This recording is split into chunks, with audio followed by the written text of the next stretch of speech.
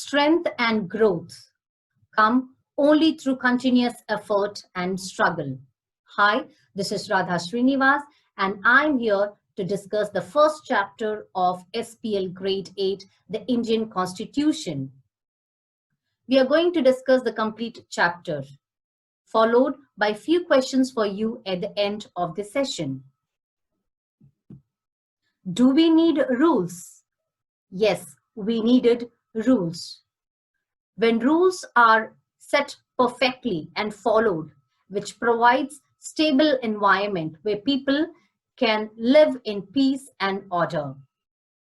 Rules define games. Rules distinguish one game from the other. Indeed, rules are the fundamental for the game to be successful. Even our country need certain rules to be governed, and all such rules documented, known as Constitution. Let's learn. What do you mean by Constitution? Why does a country need a Constitution? The key features of the Indian Constitution: federalism, secularism, separation of powers, parliamentary form of government, and fundamental rights. Meaning of Constitution. Constitution is the fundamental law of the nation. Constitution defines the functions and the powers of the government, and it defines the duties and the rights of the citizens. Why does a country need a constitution? First point, it lays out certain ideals. We, as citizens, aspire to live in a nation where it ensures justice, where equality prevails. Let us understand this point with an example of our neighboring country, Nepal. Nepal adopted its constitution in 1990, but rested all its power in the hands of a monarch. Later, people's movements started, and after decades of struggle, they could achieve democracy, putting an end to monarchy in 2006. But they wanted to rewrite the constitution because 1990 constitution was not as per the aspirations of people of Nepal. So, constitution is the fundamental nature. It defines the fundamental nature of the country. Second point, the constitution is to define the nature of a country's political system. 1990, Nepal was a constitutional monarchy, and in 2006, it has become a democratic country. So it started formulating its own constitution, rewritten its constitution by including all the democratic principles in it, and adopted its constitution in 2015. Protects misuse of power. Third point, we elect our leaders, and leaders exercise powers responsibly on our behalf. There may be a chances or the possibility that leaders might misuse the power. Let us learn this, understand this with an example. Suresh is a class monitor where he gives a false complaint on Anil, and teacher comes and punish Anil. Is it fair? So constitution safeguards against the misuse of power. It guarantees certain rights. It guaranteed fundamental rights to protect us against the misuse of power. Next point, protects the minorities. In a class, boys are more in number, form majority group, and girls are less in number, forms minority group. Boys want to play cricket and girls want to play basketball. teacher comes and asks for majority. Boys win and they go out and play cricket. What about minority here? Constitution protects the interest of minorities too. It ensures that minorities are not excluded from the rights or anything that is available to the majority. So what all available to the majority, it ensures for minorities too. And it protects minorities from the dominations of majority group.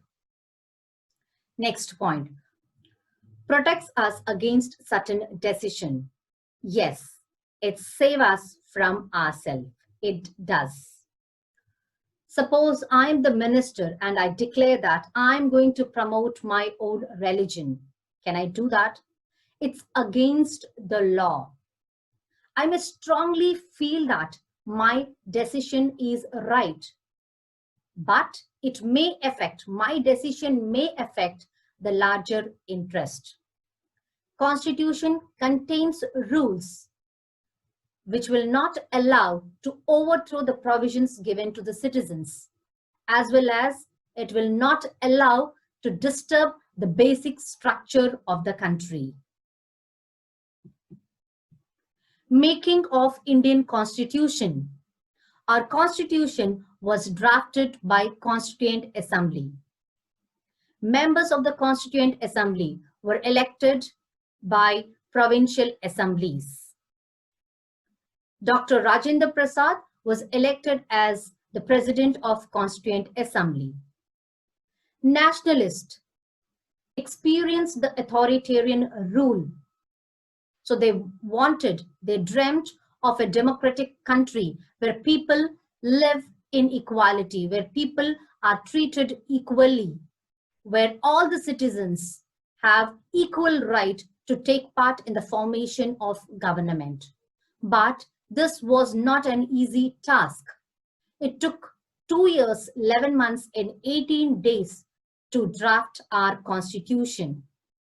The challenges in front of constituent assemblies were diversity. India being populated country with a multiple languages and religions. Number of princely states. There were more than 550 princely states, which their future was undecided. And partition of our country into India and Pakistan, and socio-economic factors. But under the chairmanship are the architect of Indian Constitution, Dr. B.R. Ambedkar, who was the chairman of drafting committee, all together rose to the occasion and gave us the visionary document. And still today we follow the same. And our constitution was adopted on 26th November 1949.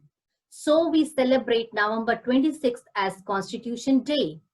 And our constitution came into force from 26th January 1950. And we celebrate 26th January as a Republic Day. Key features of Indian Constitution. First one, federalism. Federalism is the existence of more than one level of government. There are 3 levels of government here. Central level, central government, state level, state government, and at the district level, we have local self-government. Constitution contains lists that specify the law-making powers for each level. So Parliament will make the laws on the subjects which comes under union list, like defense, foreign affairs, banking, railways. And state legislature has the power to make the laws on the subject which comes under the state list, like a public order, police, and health. And concurrent list, both parliament and the state legislatures have the power to make laws, but the upper hand goes for central government. Though the state has autonomy to exercise power, but it has to follow the central government. Constitution also specified the source of money, where it has to draw its money from. Secularism. Secularism means separation of religion from the state. A secular state do not officially promote any one religion as a state religion. India is a secular state. Separation of powers. India has three important organs: legislative, which make laws; executive, which implement laws; and judiciary, which protects or safeguard laws.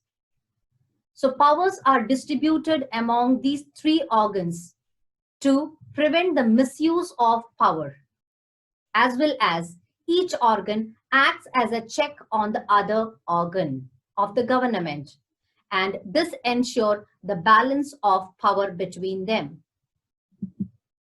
Parliamentary form of government is based on parliament, where we elect our representatives through universal adult franchise. Means all the adults have right to vote irrespective of their religion, caste, or gender.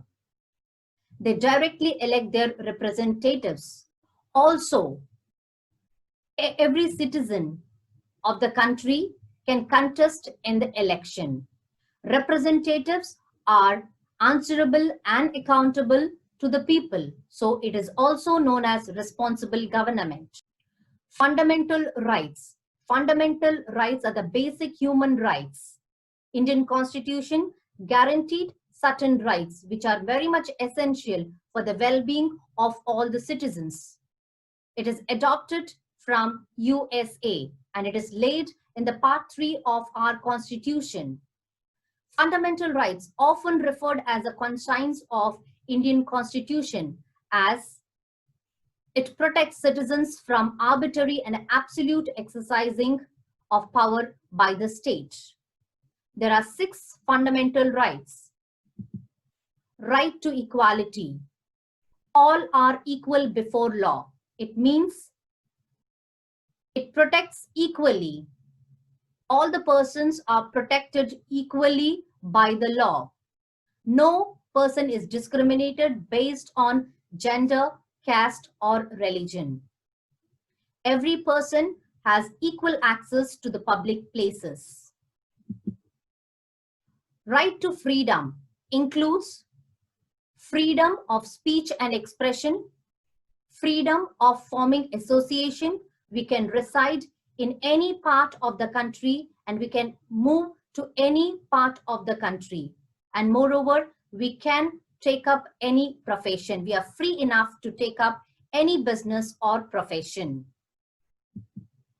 Right against exploitation. It prohibits human trafficking, that is, illegal trade of human beings, especially women and children. So it prohibits human trafficking, forced labor, and employment of children under 14 years of age. Right to freedom of religion. We are free to embrace any religion, to practice, to propagate, to publicize any religion. Cultural and educational rights. The state has given right to the minorities and to the religious groups to set up their own educational institutions to improve or to preserve or to enhance their culture. Right to constitutional remedies. This is the most important feature of the fundamental right. All the above 5 rights are protected by the 6th right, known as right to constitutional remedies. If any one of the above right is violated, we can claim in the court through the sixth right, known as right to constitutional remedies. It is known as heart and soul of the Indian Constitution. We have come to the end of the session. Few questions for you. India became a sovereign democratic republic on August 15th, 1947, Jan 26, 1950, November 26, 1949. Second question. The father of Indian Constitution is Mahatma Gandhi, Sardar Patel, C. Dr. B.R. Ambedkar. Third question. When all the citizens of a country are equal before law, it implies parliamentary rules, right to equality, fundamental rights. Try to answer these questions. Thank you and have a great day.